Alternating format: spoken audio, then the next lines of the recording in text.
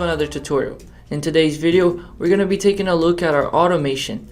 First, how we make them, and second, what they will actually do. So first, let's go ahead into our automation and look at our automation rules. Here in my Mailingboss, I do not have any rules yet, so let's go ahead and add a rule.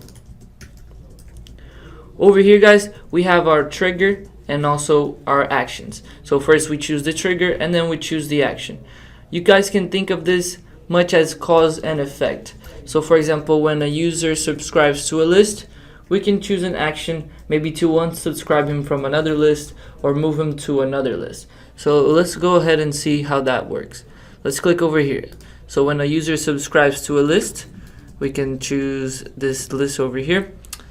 They will then be unsubscribed from the tutorial list. We can go ahead and save that rule, and that rule is now added to our automation rules list. Let's go ahead and add another rule. Over here, when a user unsubscribes from a list, we can choose another action. So let's go ahead and do that.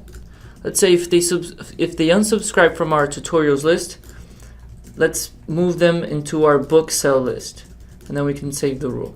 So pretty much, guys, that is how it works. So you add a rule over here, you choose a trigger, and then you choose an action.